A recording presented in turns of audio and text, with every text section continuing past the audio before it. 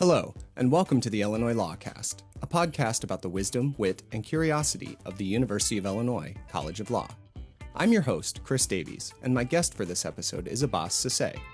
An LLM student from Sierra Leone, Abass is the founder of a nonprofit in his home country, Campaign for Social Justice and Human Rights, which is focused on promoting climate change action, youth empowerment, and justice, among other issues. He took part in the United Nations Summit of the Future in New York in September, as well as the IMF and World Bank annual meetings in Washington, D.C. at the end of October.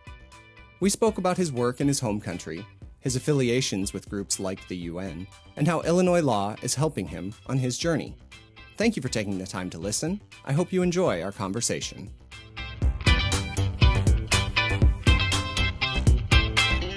Abass Sesay, thank you for joining me today. Let's go back to your childhood in Sierra Leone and what that was like and how that kind of inspired you to get into the kind of work and advocacy that you're doing now. I grew up from a humble family in the community where I came from. Also, it's a community where you see a lot of deprived people, so to speak. You don't see a lot of rich people. And the community itself speaks about the very individual living in that community, which means that you have the same common values, you have the same set of mindsets, and at the same time, you share things in common. Even though you have all those fundamental beliefs and you also know you're all equals, but the challenges are there. You see young people, including myself, struggling for education. You see young people going through a lot of issues at a very tender age. That, I think, is one thing that started ring a bell in my community, that growing up, what should be the thing that I will be able to do to help my community from what we are currently facing to a better society. Your community, is it emblematic of larger, issues throughout Sierra Leone, or was it more of a local issue? Well, I think my community is more or less like almost all other communities in Sierra Leone. Just that living from the northern part of the country, it's a little bit different from living in the provinces. Living in the capital city, which means that you have constraints that as a community you're facing, which are much more different from other community constraints like in the capital city. And I believe those differences are not too far for the general populace of the country. And even though, yes, we have our challenges, we have our problems as a country, and we also have our problems as a community, but I believe they are more or less intertwined. They're almost the same, I'll say. Yeah. And then you're still a young man, but as a very young man, you decided to start your own nonprofit organization. Can you remind me the name of that? Yes, it's Active Ambassadors Network Sierra Leone. And so that dream started immediately after it was during my high school, because I used to be a vocal person, someone who has represented my institution, my school, both nationally and internationally, on debating competition and a host of many. So it was because of that vocal aspect of me, I realized that my upbringing as well, I was talking about community, the struggles and some of the challenges we face. I realized that I think I could be a force to be reckoned in terms of decision making in the community and leading young people. So I started bringing colleagues on board immediately after my high school. That's, hey, look, I think I realized that we don't need to be paid to solve community problems. What we need to do, let's have a formidable team and start to work on issues within ourselves. And that is how I started the organization, Active Ambassadors Network Sierra Leone. I was able to bring on board most of my colleagues who are high school students. And then we made up of executive team wherein we delegate responsibility. And we started campaigning on issues that we truly believe are fundamental problems for our community. And that was how the organization started. Within a year or so, we were able to draw attention from a host of other communities. And we were able to recognize in so many ways, from our little way, as a voluntary institution, it's a voluntary organization, which is a kind of like a community-based and a youth-led institution. Part of what is very important, what was more amazing at that time was also the fact that we were driven by the fact that we have the passion to do the things we want to do just to solve problems other than seeking money, other than seeking fame, other than seeking just to do it for a politician or anybody. We realize that within ourselves, that is a way to grow. And we realize that within ourselves, it's also a way to give back to your community. Because most of us at that time, after our high school education, we were preparing to go to university. And it was the right time to give back before going to university. When, in fact, even many of my colleagues were also unable to go to university. So we use and utilize that time to work on other important issues, which reflect the fact that even though you are not at the university level, you are still important in community, and you can still do things that are much more important than probably even more than even someone with a degree or probably someone with a first master's or whatever it is. We're just on the fact of we're just on the reality of the fact that we need to be doing something, and something should be done. If something is going to be done, it has to start with us. That is how we started Active Ambassadors Network Sierra Leone. What are some of the issues that you guys were focused on when you were doing your early work? So initially, when we started, we were focusing on sex for grades and sexual harassment. There, we were engaging schools, same senior high schools. We're doing like an in-person meetings, like every weekends. We have meetings. We call on students. We meet on a specific area, and we talk to them about sex for grades, sexual harassment, and we were able to expand those campaign to the universities level, and also at the point where we got sponsorship from, it's not like financial sponsorship to say, but we got sponsorship from the Ministry of Education through the former electoral commissioner, Dr. Krinta Top, who was able to help us expand our activities across the country, where at that time we were very structured, and we have like a monthly and annual leadership trainings, and at the same time we have monthly and annual sexual harassment training, at the same time sexual harassment trainings, and also we were also able to train girls and women to be able to serve as ambassadors in their communities, in their schools, and that is how we were able to do our programs. From there, also we also look at initiative that has to do with current issues, like during the time when we started the organization, we had a lot of issues about COVID-19. So we were able to come in, wherein we also did massive sensitization. At the end of the day, we also partner with CDC, Plan International, to disseminate information that are not correct in our community. At the point where young people were also very much afraid of going out, to reach out to people about COVID-19, and also to reach out to people about the Ebola itself. So we were able to do a lot of things in our community. So that is how we were able to pass a message. As we go by, we expand our values, our reach, and our focus, as we are today called Active Ambassadors Network Sierra Leone, but rather we transform it to Campaign for Social Justice and Human Rights. Excellent. And you said sex for grades? Yeah. So is that educators coercing people to have sex in order to receive good marks in school? So yeah, sex for grade has been a thing within schools and universities. I don't want to be shy talking about that, because I think it's also something a lot of people don't want to talk about.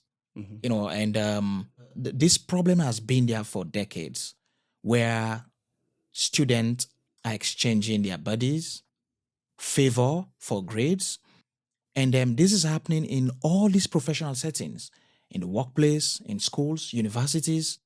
So we saw the need to come up and try to raise awareness, and also to inspire young people that, look, there are ways you can report these matters.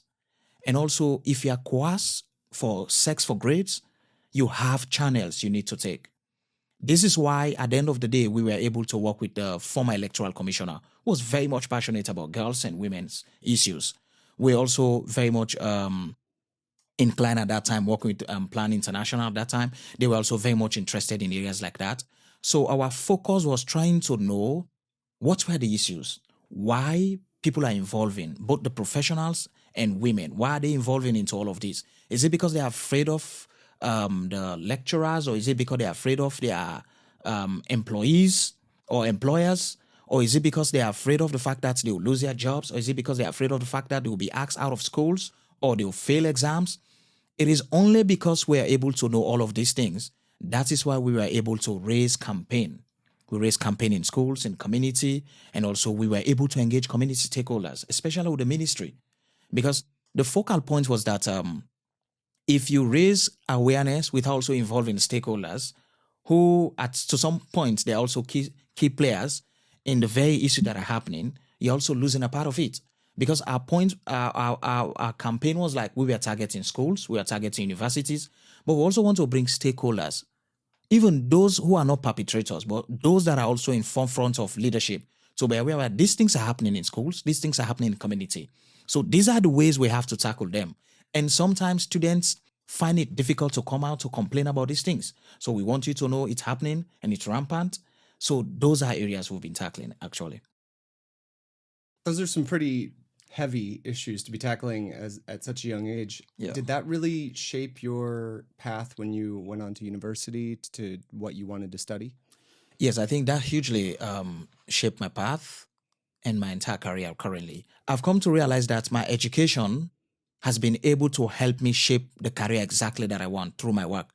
I choose to study law simply because I realized that there is so much to contribute to community. And a pathway to do that could be maybe understanding the laws, understanding the issues in depth. And I believe that is exactly what the law is all about. So, because of the past work that I've been doing, that is why I've been able to understand and also realize that I need to go in a specific area like this. And this is why today I choose a path like this. Yeah, and Yeah, that brought you here to Illinois. exactly. What about Illinois law really appealed to you and made you want to continue to pursue your career and your interests here? So after my undergrad education, I was very much interested in looking forward to a path that would lead me to specialize in a professional area of study. And that is where University of Illinois came in. Having considered most law school in the country, I was able to realize that University of Illinois is a place that will be able to offer me exactly what I need. It's about community. It's about international connections. It's also about diversity. And also, when you look at the structure of the courses, I believe they are rich in a way that the courses will be able to help me contribute greatly in my country back home. Specifically, my area of concentration, which is regulation, sustainability, and compliance. It's something that encompasses everything about community, you know. And considering the fact that I've been working on issues in my community, the bottom line is always to serve as the people's servant. The bottom line is always to look at how should I be able to contribute towards the nation building? How should I be able to contribute towards my community? And that is why I realized that University of Illinois could be the best for me. And their LLM program also is an aspect that also attracts me in many ways. That is to say, I was able to read a lot about the opportunities you'll be able to get at the University of Illinois in terms of international fundings like their scholarships, also in terms of the way and manner in which their lecturers, that is the professors, how they handle international students, and at the same time, how they pass on the knowledge. I'll say for me, lecturers here who are the professors, they contribute not only in passing the idea that you want or the information you want in your career, but they want you to succeed. And from day one, they are ready to lead you to the path of your career. They are open-minded, they are ready to serve, they are always eager to see what are the problems you have and how you could solve them together with them. And also, above all, I've been hearing a lot about University of Illinois, especially in terms of its international recognition. I mean, in terms of its recognition based on its records, based on also its standard in terms of education in the US. And this is why I decided to choose University of Illinois. And I'm sure my experience so far here has been phenomenal. And I've learned a lot. So far, I would say it's something worth really emulating for the institution to know that here at University of Illinois, it's like you're home. Everything is comfortable. And the fact that you're able to sit with your professors anytime, that means it's like you are at the verge of succeeding. And also, I've also come to realize that at the University of Illinois, it's not just about the education itself. It's about also after university, they're also willing and ready to help you towards a path that you're forging. And this is something unique I've never seen anywhere. So I'm very much grateful to being a part of the University of Illinois, and I'm a proud Illinois student currently. Yeah. Yeah, and that's very high praise considering the things that you have seen. You've also, in addition to your work with the nonprofit in Sierra Leone, Yeah. you were selected as a Mandela Washington Fellow. That was Yes. in 2019, correct? Yes. Yeah. Absolutely. What was that experience like for you? That was a game-changing experience for me. Having been in my country for a couple of years and then working on a range of issues. Like I said, I was narrowing down our work experience as an organization. Back then, we were not only looking at sexual harassment, sex for grades, we're also working on a range of campaign like climate change, youth leadership, civic engagement, and human rights issues at the same time. So I think the Mandela Washington came in as a way like it's an evaluation of my work. And so far, what I've been actually delivering in community, I see the Mandela Washington as the game change for me as a young person coming from, I would say, nothing to something.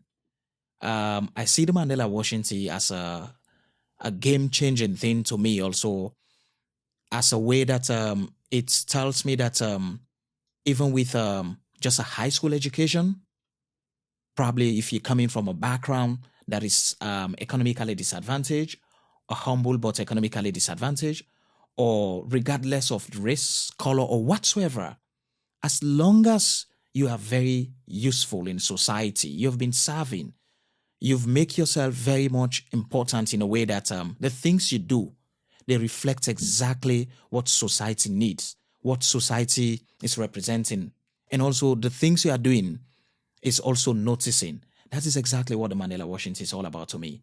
I think it's a life-changing thing for me. The experience here in the US at that time was phenomenal. I was able to understand, to know what civic engagement is all about. I was able to understand what leadership is all about. That is like you lead from the back. It is not always the boss. And civic engagement does not also mean that you need to have all the money in the world. You can become a civically inclined with your institution, working on a range of programs. You become very successful in all of those without even having finance. Because the passion is that you are solving community problems. And most of that, if you put your energy into volunteerism, there's a lot of improvement you'll be making. Sometimes young people need to learn that for you to be able to be called a professional in your area of study or in your area of work, it doesn't always mean that you need a formal job. It also means that you just need to start from somewhere, learn to volunteer. I think volunteerism is key for me all throughout over my years. Because if young people are not willing to volunteer, if no young people are not willing to go back to community and do the things they believe they will do to help society grow, that means who is going to solve those problems? That means even yourself, it becomes difficult for you to grow because it needed to grow, start from somewhere. If you want to grow, you need to start somewhere. And for me, I think that niche was that I needed to volunteer. I needed to start somewhere. And that is how we started our institutions. I think that's one catch for me. Yeah. Yeah. And you've continued to grow, and not just acting locally, but Yeah. globally working. You attended the UN Yeah. Summit for the Future. Exactly. And Yeah. was there The also IMF, IMF, yeah, World Bank. Yeah, I think that is a complement of also, like I said, what we were doing before, and currently as well. All of those recognitions and accomplishment came in not just because I was just raising awareness just like that, or maybe I needed a job or something like that. It came in as a result of the fact that I was working on something. I was clearly engaging on issues that are important in society. I don't need to be paid for that. That is what we've been doing over the years. So, I mean, this is why the United Nations today, they recognize me. I mean, as a member of the civil society forum, the IMF, the World Bank, and I've been attending their conferences, I've been attending their seminars, and I've been contributing. I've been a part of all of this. I mean, this is not only the forum and institution I've been serving into, but I've been into a lot of other international institutions. The goal here is to see that they help empower us in what we're doing back home. And the goal also is to see that you see the reality, the reality of what is happening internationally, and how can you inculcate that civically and take that back home. I think that is what exactly we're learning from most of these conferences. That is what we're learning from this fellowship. And above all, they want to know exactly what you do and how you can help contribute through your ideas, your experience, and be a part of the change. Like the Summit of the Future was a very interesting summit, which capture the mindset of young people. What could be or what would be the future for young people in the next 10, 20 years or 15 years? The better way to solve some of this problem is to bring the mindset of young people like us. We understand, we know the problems, we know exactly what we want. What could be the solution for our next generation? And this is exactly how you're able to solve problems. I think this is why today I'll proudly say my institution is a member of most of this international organization, and it's a plus for my country. It's a plus for our community. It's also a plus for myself. Yeah, We're recording this in the middle of the United States election season. yeah. And I'm just wondering, because a lot of people might feel a little bit anxious, down about the future, but you seem to have more optimism. And do you have a message of optimism to share with people based on your experiences at the UN, at the World Bank events? I know for sure I have optimism for change, and that is one thing I don't doubt.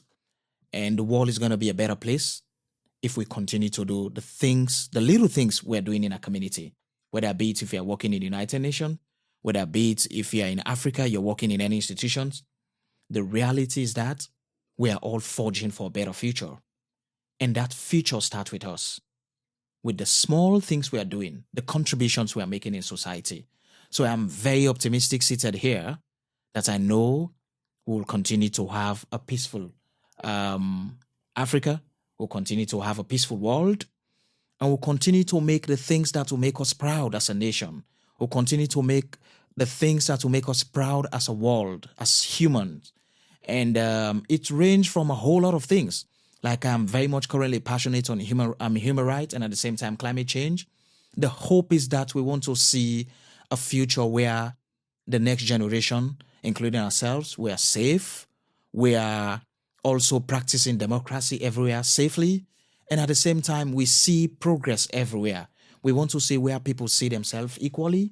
We also want to see where people do not only see themselves as a change in their own community, but they should see themselves as a change for global level. Like, let's say if you're having a job or work that you're currently, or a role that you're currently working on, you shouldn't see that role to be it's a role that is only impacting the place that you're working. You should see that role to be a role that is impacting the rest of the world, which means to me, change, it's something, if you believe in change, change will always happen. And trust me, you have all it takes to make the change in your community. And I believe that is the very optimism that I have with me. And I believe every individual should always believe that the little things we do will continue to make the change we want in our society. And I'm very optimistic. There's always going to be a change in society. Things are not going to be the same, and things will always continue not to be the same. But we want those things to be not be the same in a very progressive way, not retrogressing back, like going back in conflict or other areas. That is the optimism I'm seeing. And I want to say to this that I'm very much strongly of the belief that we'll have a sustainable and a very, very much sustainable democracy all over the world. And that is what we want to see. And we want to see people respect the fundamental values of other people. I also want to see people value the little contribution people are making in every part of the world. That is the optimism I have. And that is the change I believe will continue. That's excellent. I like your vision of the future there. And I'm wondering, your time as a student here won't last forever. What does the future hold for you? I have to think. Yeah. What does the future holds for me? It's a very important question, Chris. And for me, I think, and I strongly believe that I want to go back and serve my country more. In fact, one of the reason even why I'm here is because I want to get to understand the things that I'm doing back home. How should I contribute exactly more? That is why I'm seeking more education. And that is why I'm seeking platforms that will be able to promote me and platforms that will also to able to push me. Because that is important. I want to go back and build on the things that I've been doing. And I want to go back and see myself as the change person and the ambassador who has been leading change in my local community. I also want to go back and also inform people that, also talk to people that there's so much we need to do, given the experience that I've gotten here. But we are not lagging behind. It's just a matter of time. I need a lot of expertise, and I think I'm already there. University of Illinois is just the place for me. And with short expertise, within the next 1 or 2 years, I'll be able to triple the change that I need in the community. So my vision is clear. After here, I want to go back and contribute on the things that I've been doing. And I also want to see a brighter future for my country. I want to be part of a sector in the country that is a force for change in terms of law and order, in terms of regulations, in terms of sustainability, in terms of compliance. There's so much on those areas, especially with community. And that is where I want to see myself. And that is why I believe this experience will help me greatly going back. And this is not a mistake coming to the University of Illinois. And definitely, I believe I'll be able to inspire more people to tap into some of this experience, this opportunity here at the university. Because I know if we can have more people with this experience, we'll be able to make lives better for our people. Excellent. Thank you very much, Abass Sesay, for joining me today. Thank you for all you're doing for your country and for College of Law. Yeah, thank you so very much. And I appreciate you.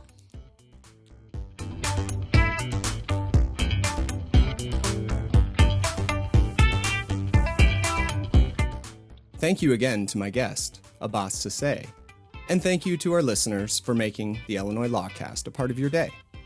If you have any comments or suggestions for the podcast, please email us at podcast@law.illinois.edu. Make sure to subscribe to the Illinois Lawcast where you find your podcasts so that you can be notified when new episodes are published. This episode was recorded, mixed, and edited by me, Chris Davies. Special thanks to Kelly Moss for our album art and other graphics, and Krista Getke for her help in the editing process. Until next time, thanks again for listening to the Illinois Lawcast.